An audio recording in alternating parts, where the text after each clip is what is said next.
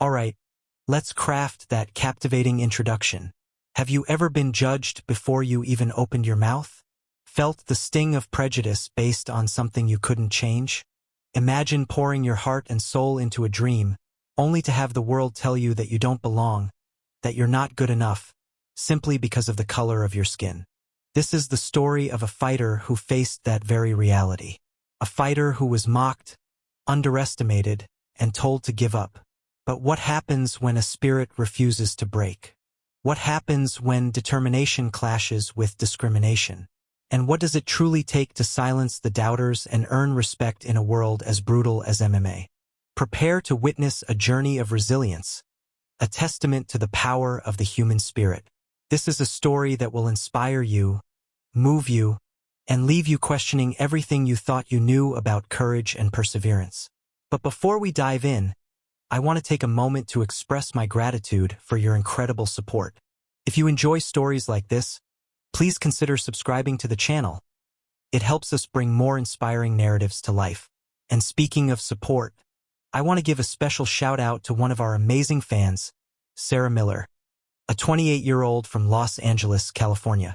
Sarah, thank you so much for your unwavering support. Your comments and engagement mean the world to us. Now let's get to the story. Get ready because this is mocked for his skin color. He made the entire MMA world respect him. The biting Chicago wind whipped through the alleyway, stinging young Mateo's exposed skin. 10 years old, skinny as a reed, he huddled deeper into the threadbare jacket he'd inherited from his older brother. The taunts still echoed in his ears, sharp and cruel as the winter air. "Chocolate boy, go back where you came from." Mateo wasn't sure where that was. He was born in Chicago just like his mother and father. But in the eyes of some, his dark skin made him an outsider, a target. He gripped the worn-out boxing gloves tucked under his arm, his knuckles white. These gloves were his sanctuary, his escape from the prejudice that clung to him like a shadow.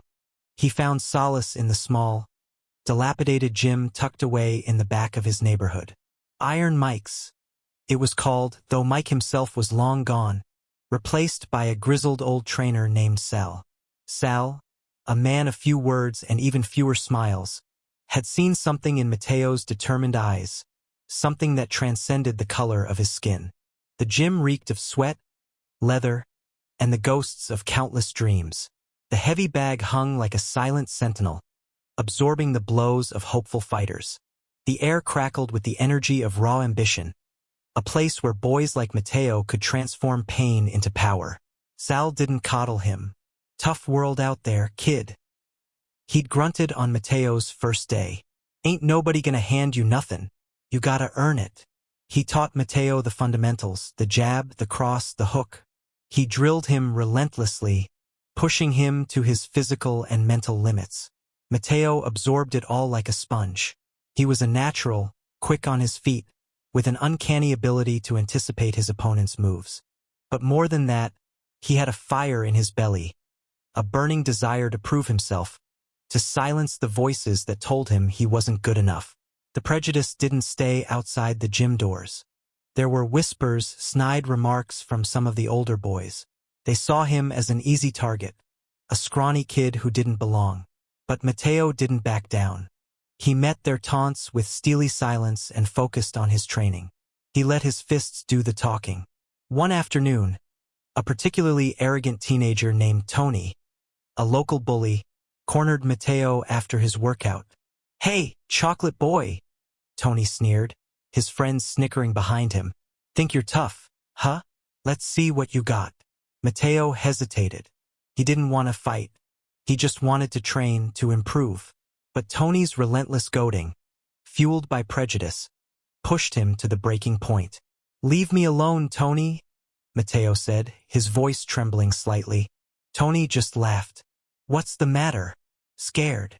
He shoved Mateo against the wall. That was it. Something snapped inside Mateo.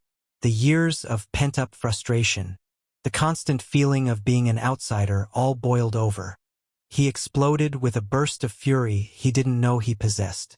He unleashed a flurry of punches, a whirlwind of controlled aggression that caught Tony completely off guard. The bully stumbled backward, his eyes wide with shock. Mateo didn't stop. He landed a solid right hook that sent Tony crashing to the floor. The gym fell silent. Everyone stared at Mateo, the skinny kid who had just taken down the toughest guy in the place. Sal watched from the corner, his face unreadable.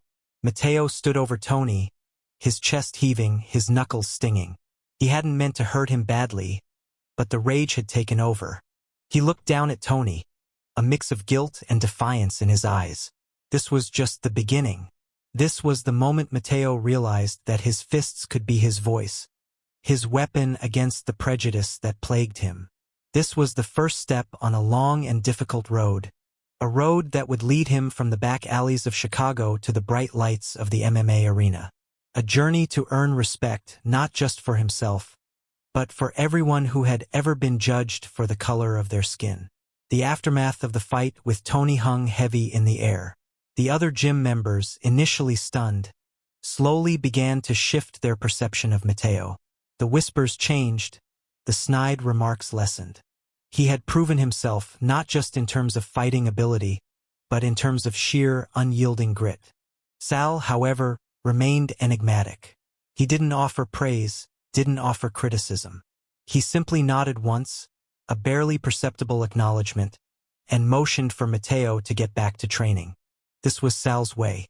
He believed in letting actions speak louder than words. Life outside the gym didn't magically transform overnight. The prejudice was still there, lurking in the shadows, a constant reminder of the world's harsh realities. But now, Mateo carried himself differently. He walked with a newfound confidence, a quiet strength that radiated from within. He knew he could defend himself, not just physically, but emotionally. He threw himself into his training with renewed fervor. He spent hours honing his skills, pushing his body to its absolute limit. He learned to channel his anger, his frustration, his pain into focused power.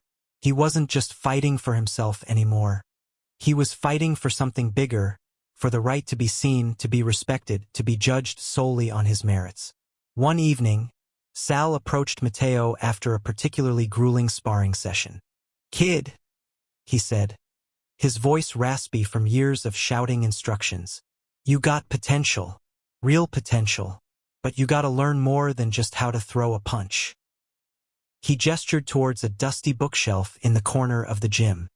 "Read these," he said, handing Mateo a stack of books. They were biographies of famous fighters, both boxers and martial artists.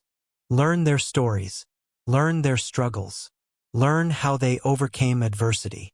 Mateo devoured the books, immersing himself in the lives of these legendary figures. He learned about Muhammad Ali's unwavering conviction, Bruce Lee's philosophical approach to martial arts, and countless other stories of triumph over hardship. He realized that fighting was more than just physical combat. It was a mental game, a test of will, a battle against oneself. Sal also introduced Mateo to other martial arts disciplines. He brought in a judo instructor, a wrestling coach, and even a former Muay Thai fighter to teach Mateo their respective skills. He wanted Mateo to become a complete fighter, a well-rounded martial artist capable of adapting to any situation. The training was brutal, demanding, and often painful, but Mateo persevered, driven by his unwavering determination. He excelled in judo, utilizing his natural agility and quick reflexes to master throws and submissions. Wrestling taught him discipline and control, the ability to take down his opponents and dominate them on the ground. Muay Thai instilled in him a sense of relentless aggression, the ability to deliver devastating strikes with his fists, elbows, knees, and shins. As Mateo grew older, his reputation in the local fighting scene began to grow. He started competing in amateur boxing matches and kickboxing tournaments, racking up a string of impressive victories. His speed, power, and technical skills were unmatched. He was a force to be reckoned with.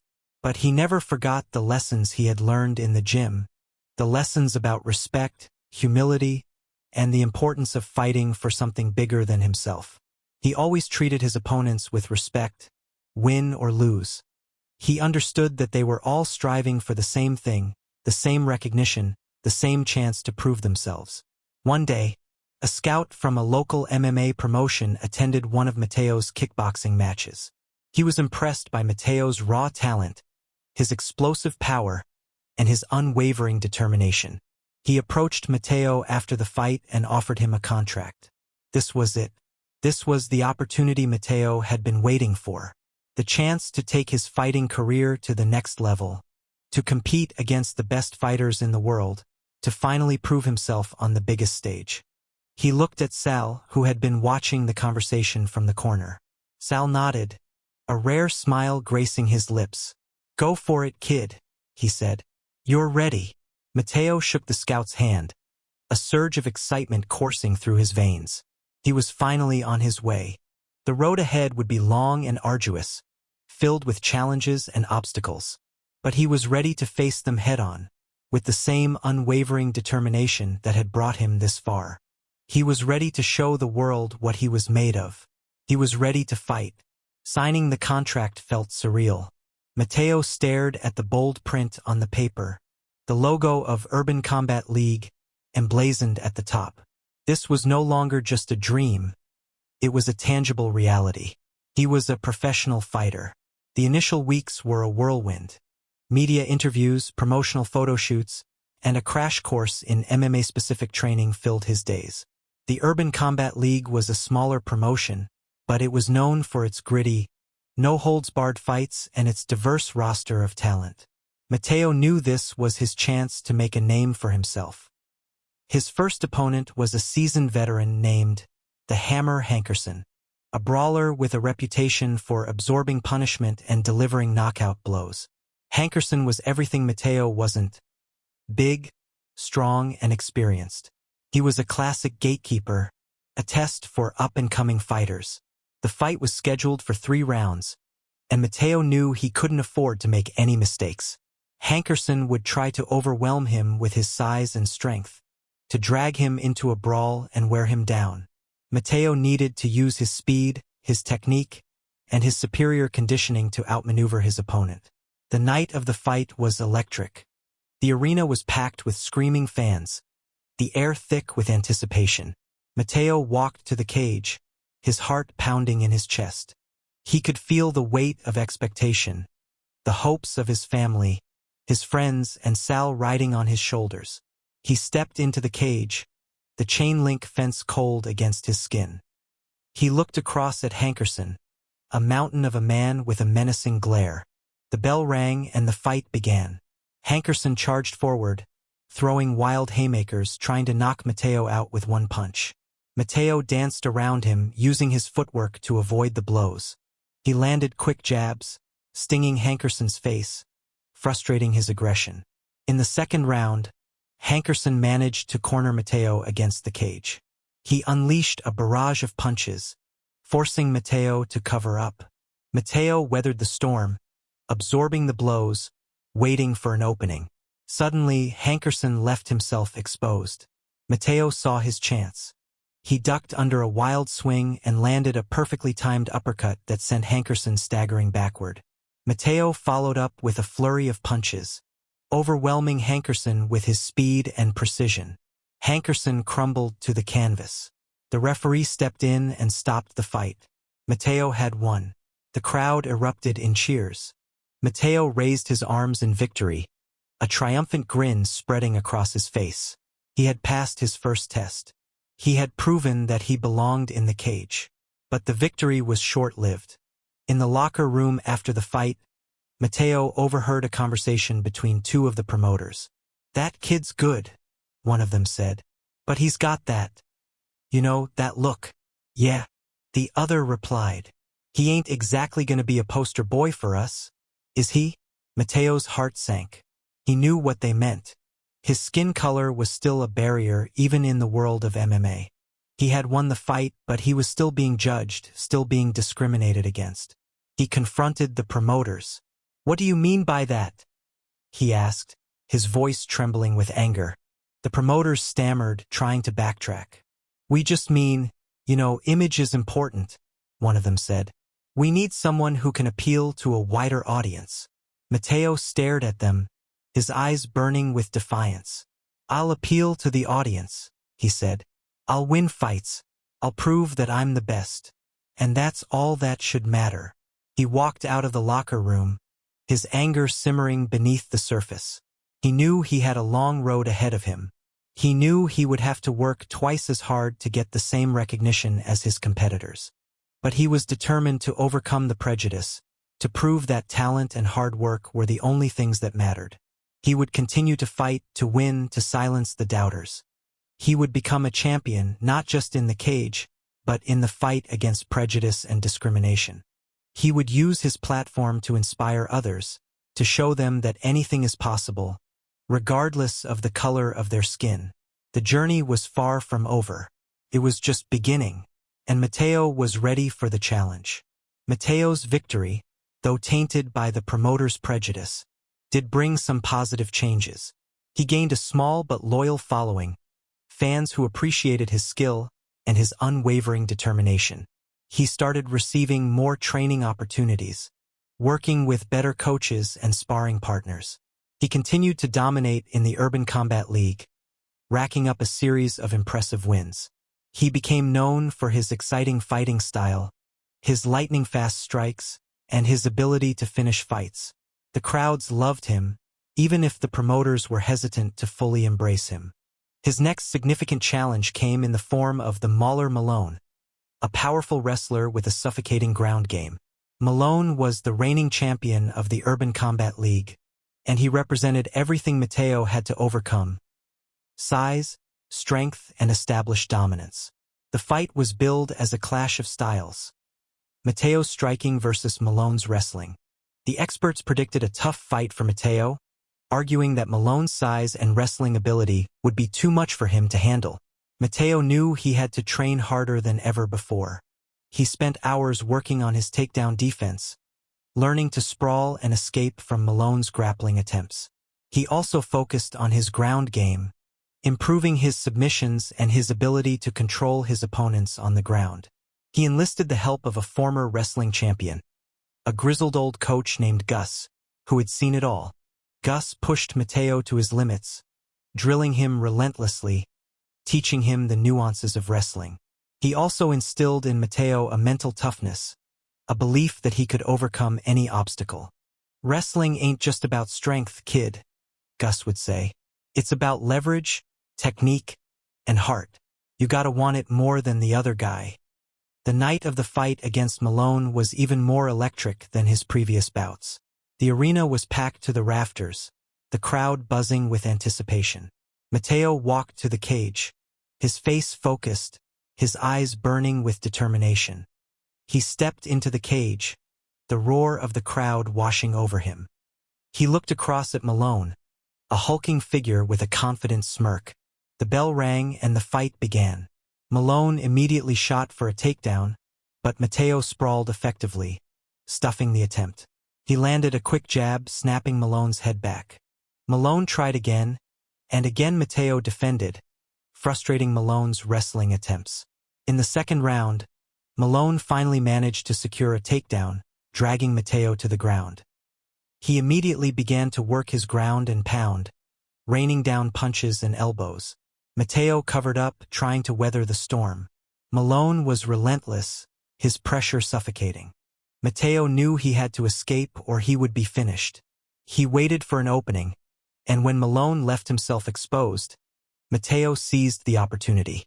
He wrapped his legs around Malone's head and locked in a triangle choke.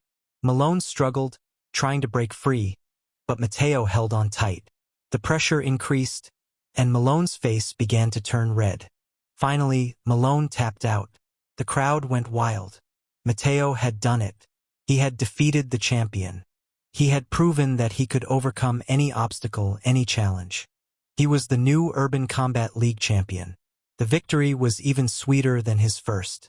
He had not only won the fight, but he had also silenced the doubters, the experts who had written him off. He had proven that he was a legitimate contender, a force to be reckoned with in the world of MMA. But the prejudice was still there, lurking in the background. Even as he celebrated his victory, he knew that he would have to continue to fight, to win, to prove himself over and over again. He knew that the journey to the top would be long and difficult, but he was ready for the challenge. He was ready to continue to fight for his dreams, for his beliefs, for the right to be seen, to be respected, to be judged solely on his merits. He was ready to become a legend. Becoming the Urban Combat League champion brought Matteo a level of recognition he'd never experienced before. Suddenly, he was in demand. Magazines wanted interviews, sponsors offered endorsements, and his social media following exploded. He used his newfound platform to speak out against prejudice and discrimination, sharing his own experiences and encouraging others to stand up for what they believe in. He became a role model for many, especially young people from marginalized communities who saw in him a symbol of hope and resilience. But the fame also brought its own set of challenges. The promoters, now eager to capitalize on his popularity, started pushing him to adopt a more marketable persona. They wanted him to be more flamboyant, more controversial, more white. They suggested he change his name, dye his hair, and adopt a more aggressive, trash-talking style. Matteo refused. He wouldn't compromise his identity for the sake of profit. He was proud of who he was, proud of his heritage, and he wouldn't let anyone tell him to be someone else. This created tension with the promoters, who saw Matteo's refusal as a missed opportunity. They started to sideline him, giving him fewer opportunities to fight and promoting other fighters who were more willing to play the game. Matteo was frustrated, but he refused to give up. He continued to train hard, to hone his skills, and to stay true to himself. He knew that his talent would eventually speak for itself. One day, he received a call from a representative of a much larger MMA promotion, the Global Fighting Championship, GFC. The GFC was the premier MMA organization in the world, home to the best fighters on the planet. The representative had been impressed by Matteo's performances in the Urban Combat League, and he offered him a contract to fight in the GFC. This was the opportunity Matteo had been waiting for, the chance to prove himself on the biggest stage against the best fighters in the world. He accepted the offer without hesitation. He knew that it would be a difficult road, but he was ready for the challenge. He was ready to take his career to the next level. Leaving the Urban Combat League was bittersweet. He was grateful for the opportunities they had given him, but he knew that he had outgrown the organization. He needed to move on to bigger and better things. His first fight in the GFC was against a highly ranked contender named Razor Ramirez, a knockout artist with a reputation for devastating striking power. Ramirez was a popular fighter, known for his flamboyant personality and his outspoken views. The fight was heavily promoted, with Ramirez playing up the rivalry, trash-talking Matteo at every opportunity. He made derogatory comments about Matteo's ethnicity, trying to get under his skin. Matteo refused to be baited. He remained calm and focused, ignoring Ramirez's insults and focusing on his training. He knew that the best way to silence Ramirez was to beat him in the cage. The night of the fight was a spectacle. The arena was packed with screaming fans, the atmosphere electric. Matteo walked to the cage, his face stoic, his eyes focused. He stepped into the cage, the roar of the crowd deafening. He looked across at Ramirez, who was grinning confidently. The bell rang, and the fight began. Ramirez came out swinging, throwing wild punches, trying to knock Matteo out early. Matteo weathered the storm, using his footwork and his defensive skills to avoid the blows. He landed quick jabs, frustrating Ramirez's aggression. In the second round, Matteo started to take control of the fight. He used his superior wrestling skills to take Ramirez down and control him on the ground. He landed punches and elbows, wearing Ramirez down. In the third round, Matteo secured a dominant position on the ground and locked in a rear naked choke. Ramirez struggled, trying to break free, but Matteo held on tight. Finally, Ramirez tapped out. The crowd erupted in cheers. Matteo had won. He had defeated Ramirez. He had proven that he belonged in the GFC. He stood over Ramirez, his face impassive. He didn't trash talk, didn't gloat. He simply offered Ramirez his hand and helped him to his feet. He had won the fight, but he had also won the respect of the fans, the media, and his fellow fighters. He had shown that he was a true professional, a skilled fighter, and a man of integrity. His journey in the GFC was just beginning, and he was ready to continue to fight, to win, to prove himself against the best fighters in the world. He was ready to become a champion, a GFC champion. The victory over Razor Ramirez catapulted Mateo into the upper echelons of the GFC. He was now a legitimate contender, a name that resonated with fans and fellow fighters alike. His fights were exciting, his skills undeniable, and his humility refreshing in a world often dominated by ego. He continued to climb the ranks, defeating a series of tough opponents, showcasing his versatility and adaptability. He won by knockout, by submission, and by decision, proving that he was a complete fighter, capable of winning in any situation. However, the specter of prejudice still lingered. While some fans embraced him, others continued to hurl insults and make derogatory comments, often hiding behind the anonymity of social media. Mateo learned to ignore the negativity, focusing on his training and his supporters. He also used his platform to speak out against online harassment, urging social media companies to take action against racist and hateful content. He became an advocate for online safety and a voice for those who were often silenced. His next big challenge came in the form of the Siberian Bear Volkov, a massive Russian fighter known for his devastating power and his relentless pressure. Volkov was undefeated in the GFC and was widely considered to be the most dangerous fighter in the division. The fight was billed as a classic striker versus grappler matchup. Mateo, with his lightning-fast strikes and his improved wrestling, would have to find a way to avoid Volkov's powerful takedowns and his suffocating ground game. The training camp for the Volkov fight was the most grueling of Mateo's career. He spent countless hours sparring with heavyweights, working on his takedown defense, and honing his ground game. He knew that he would have to be in the best shape of his life to survive Volkov's relentless pressure.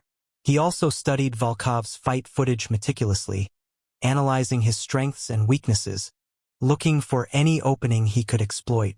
He realized that Volkov, despite his size and power, was vulnerable to quick strikes and submissions. The week leading up to the fight was filled with media obligations and promotional events. Volkov, known for his stoicism, remained silent, letting his reputation speak for itself. Mateo, on the other hand, used the opportunity to talk about his journey, his struggles, and his hopes for the future. He spoke about the importance of fighting against prejudice and discrimination, of standing up for what you believe in, and of never giving up on your dreams. He inspired many, drawing support from across the globe. The night of the fight was electric. The arena was sold out, the atmosphere charged with anticipation. Mateo walked to the cage, his face calm, his eyes focused. He could feel the weight of expectation, the hopes of his supporters riding on his shoulders. He stepped into the cage, the roar of the crowd deafening. He looked across at Volkov, a mountain of a man with a cold, calculating gaze. The bell rang and the fight began. Volkov immediately charged forward, throwing powerful punches, trying to overwhelm Mateo with his size and strength. Mateo danced around him, using his footwork to avoid the blows. He landed quick jabs, frustrating Volkov's aggression. In the second round, Volkov managed to secure a takedown, dragging Mateo to the ground. He immediately began to work his ground and pound, raining down punches and elbows. Mateo covered up, trying to weather the storm. Volkov was relentless, his pressure suffocating. Mateo knew he had to escape or he would be finished. He waited for an opening, and when Volkov left himself exposed, Mateo seized the opportunity. He transitioned smoothly to a triangle choke, locking his legs around Volkov's head. Volkov struggled, trying to break free, but Mateo held on tight. The pressure increased, and Volkov's face began to turn red. The crowd roared, sensing the end was near. Finally, Volkov tapped out. The arena erupted in a frenzy. Mateo had done it.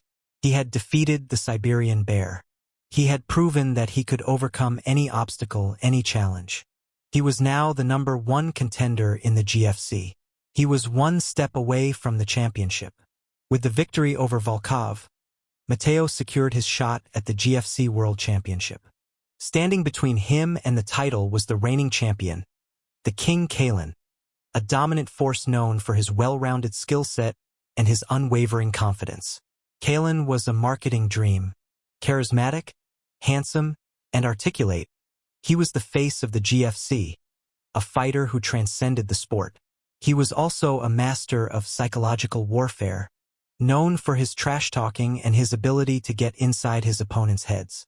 Leading up to the fight, Kalen relentlessly targeted Mateo, using racial slurs and personal attacks to try to destabilize him. He questioned Mateo's heritage, his skills, and his place in the GFC. He even went so far as to mock Mateo's humble beginnings, highlighting Kalen's own privileged upbringing. Mateo, however, refused to engage in the trash talk. He remained focused on his training, ignoring Kalen's provocations. He knew that Kalen was trying to get him to lose his composure, to make him fight emotionally instead of strategically. He channeled his anger and frustration into his training, pushing himself to his limits. He worked on his striking, his wrestling, and his submissions, leaving no stone unturned in his preparation for the biggest fight of his life. He also spent time reflecting on his journey, remembering the challenges he had overcome, the people who had supported him, and the values that he stood for. He knew that he was fighting for more than just himself. He was fighting for everyone who had ever been discriminated against, everyone who had ever been told they weren't good enough. The week of the fight was a media frenzy. The world was captivated by the clash between the charismatic champion and the humble contender. Kalen continued his verbal assaults, while Mateo remained silent, letting his actions speak louder than words. At the pre-fight press conference, Kalen launched into a particularly vicious tirade, calling Mateo a nobody, a glorified street fighter, and a disgrace to the sport. He even questioned Mateo's right to be in the GFC, suggesting that he was only there because of his skin color. Mateo finally responded, his voice calm but firm. "I'm not going to waste my time arguing with you," he said. "I'm going to let my fists do the talking. I'm going to show you what I'm made of, and I'm going to take that title." The crowd erupted in cheers, sensing the tension in the air. The fight was officially on. The night of the championship bout was unlike anything Mateo had ever experienced. The arena was packed with screaming fans, the energy palpable. The lights, the music, the roar of the crowd. It was all overwhelming.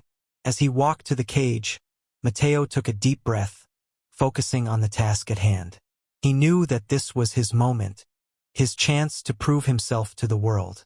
He stepped into the cage, the chain-link fence cold against his skin.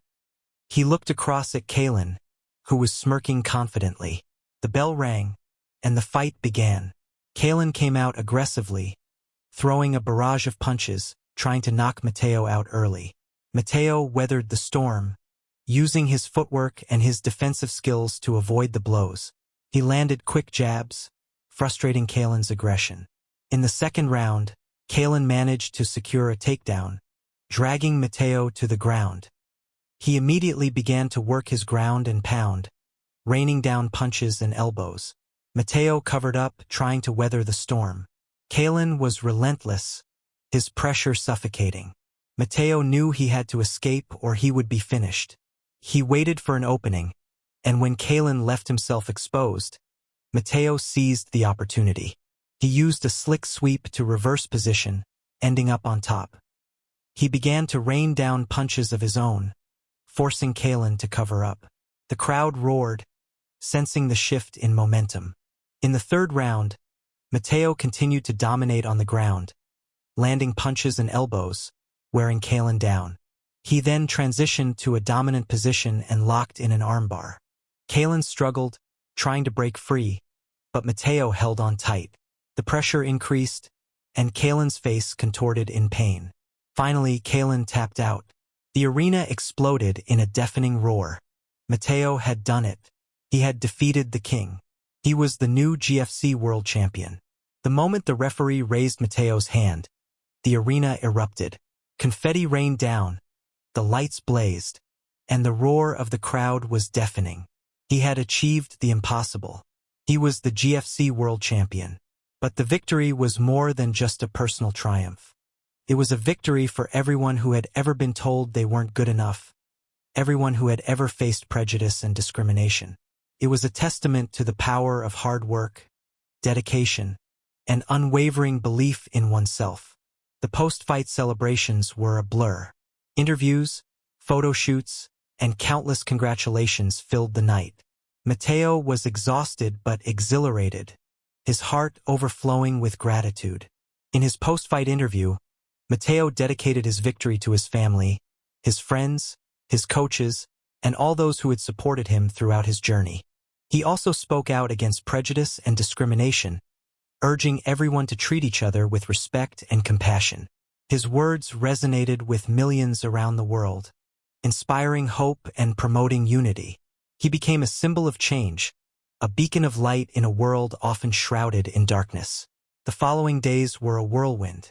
Matteo was invited to appear on talk shows, to give speeches, and to meet with dignitaries.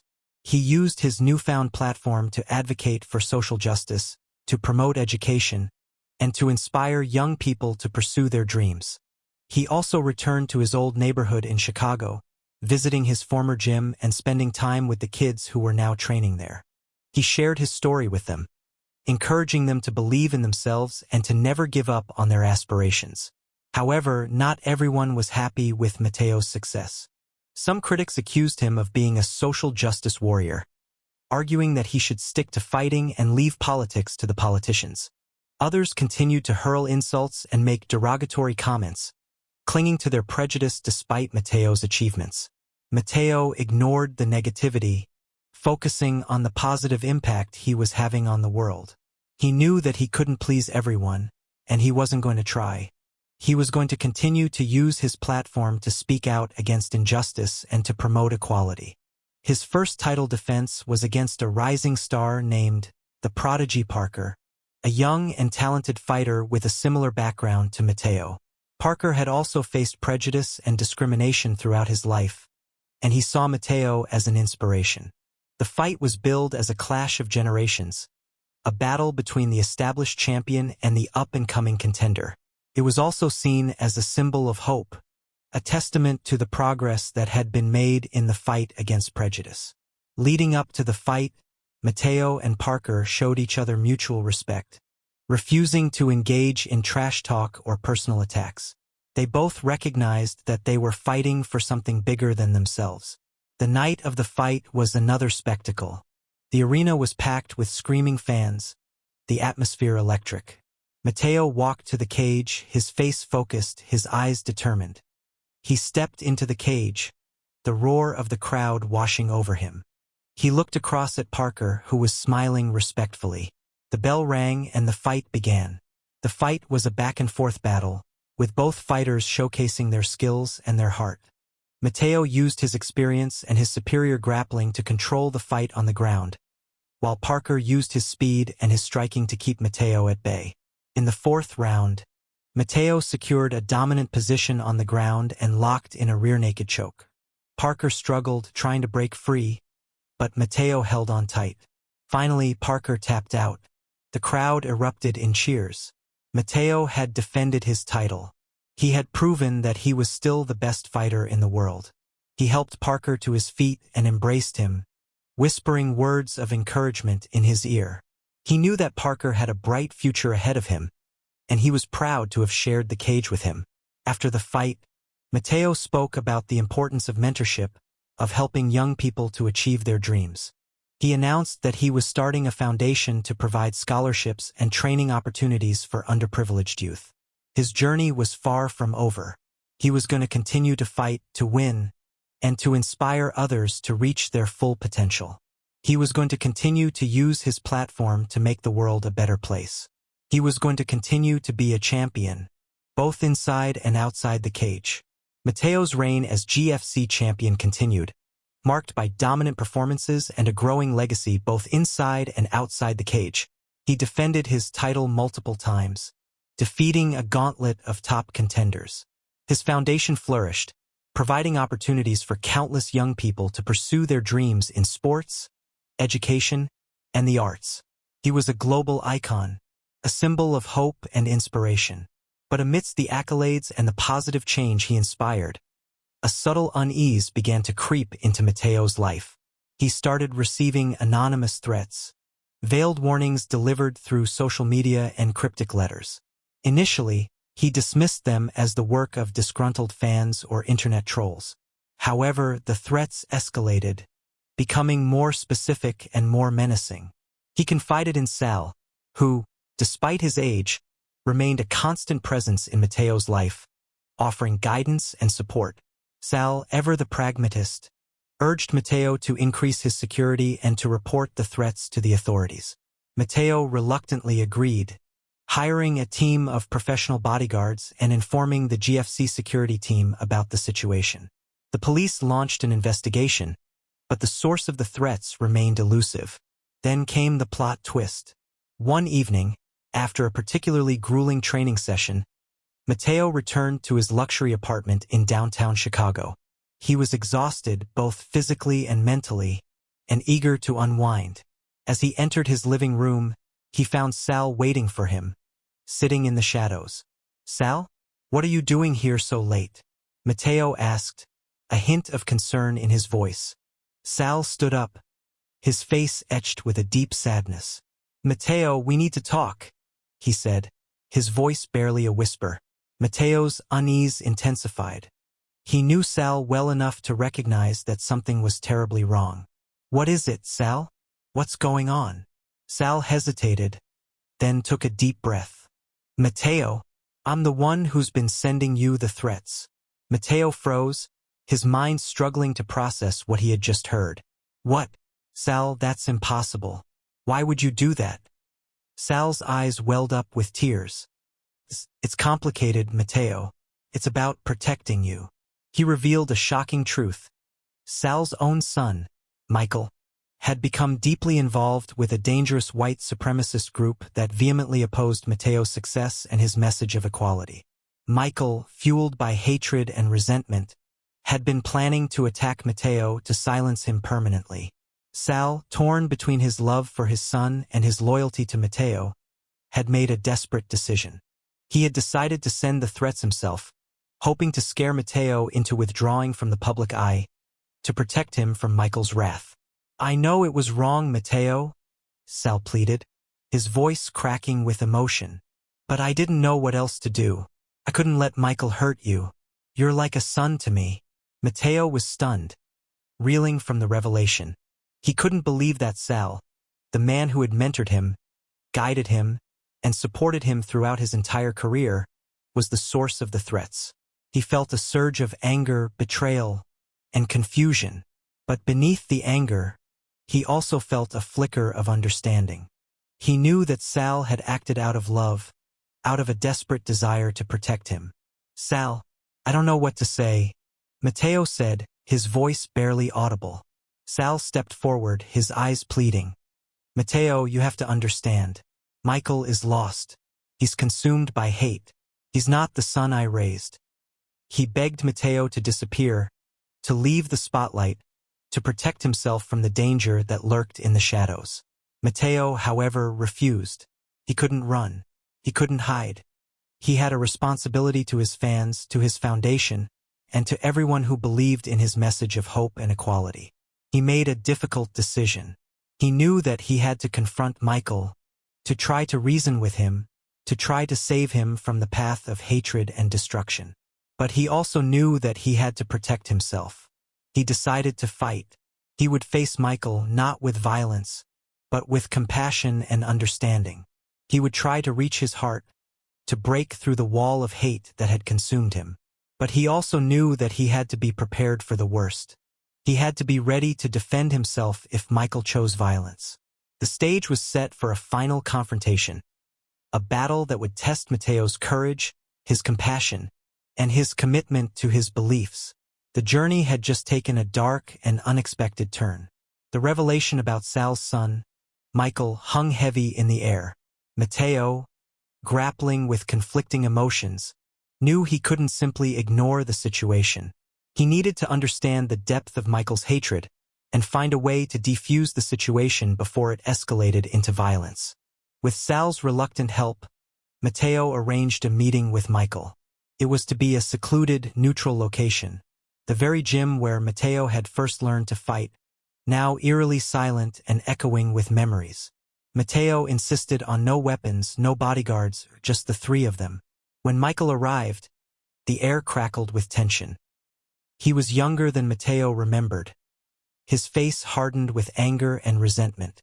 He avoided Matteo's gaze, focusing instead on the worn-out punching bag hanging in the center of the room. "Why are you doing this, Michael?" Matteo asked, his voice calm but firm. "What have I ever done to you?" Michael finally looked up, his eyes filled with a burning hatred. "You represent everything I despise," he spat. "You're a symbol of everything that's wrong with this country. You're taking what's rightfully ours." Matteo listened patiently, trying to understand the root of Michael's anger. He learned that Michael had been struggling for years, feeling marginalized and forgotten. He had found solace in the white supremacist group, which offered him a sense of belonging and purpose, albeit a twisted one. "Michael, I understand that you're hurting," Matteo said. "But hate isn't the answer. It'll only consume you, destroy you from the inside out." Michael scoffed. "You don't understand anything. You've got it all. Fame, fortune, respect. You don't know what it's like to be left behind." Matteo stepped closer, his voice filled with compassion. "Michael, I know what it's like to struggle. I know what it's like to face prejudice and discrimination. But I didn't let hate define me. I used it as fuel to prove them wrong, to achieve my dreams." He shared his own story, recounting the taunts, the insults, and the obstacles he had overcome. He talked about the importance of hard work, perseverance, and believing in oneself. For a moment, Matteo saw a flicker of doubt in Michael's eyes, a glimmer of hope that perhaps he could be reached. But then, the hatred returned, hardening his features once more. "It's too late for me," Michael said, his voice filled with despair. "I've gone too far down this path. I can't turn back." Suddenly, Michael lunged at Matteo, his fists clenched. He hadn't brought a weapon, but his intent was clear. Matteo, trained to react instinctively, dodged the attack and disarmed Michael with a swift move. He held Michael at arm's length, his face filled with sorrow. "I don't want to hurt you, Michael," Matteo said. "I want to help you. Let me help you find a better path." Michael struggled against Matteo's grip, his eyes filled with rage. But then, he saw the pain in Sal's eyes, the devastation that his actions were causing his father. Slowly, Michael's resistance faded. He collapsed to the floor, sobbing uncontrollably. Matteo and Sal knelt beside him, offering comfort and support. It was a long and difficult process, but slowly, Michael began to open up, to confront his own prejudices, and to question the beliefs that had consumed him. It wasn't an overnight transformation. There were setbacks and moments of doubt. But with Matteo and Sal's unwavering support, Michael eventually broke free from the clutches of hate. He severed ties with the white supremacist group and began to work towards making amends for his past actions. He volunteered at community centers, promoting tolerance and understanding.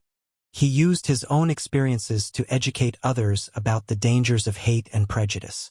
The journey was far from over, but Michael was finally on the right path. As for Matteo, he continued his reign as GFC champion, using his platform to inspire hope and promote unity. He never forgot the lessons he had learned, the challenges he had overcome, and the importance of fighting for what he believed in. He knew that the fight against prejudice and discrimination was a never-ending battle, but he was determined to keep fighting, to keep inspiring, and to keep making the world a better place, one fight at a time. His legacy wasn't just about the championships he won or the records he broke. It was about the lives he touched, the hope he inspired, and the positive change he brought to the world. He was more than just a fighter, he was a champion of humanity. And that was a victory worth fighting for.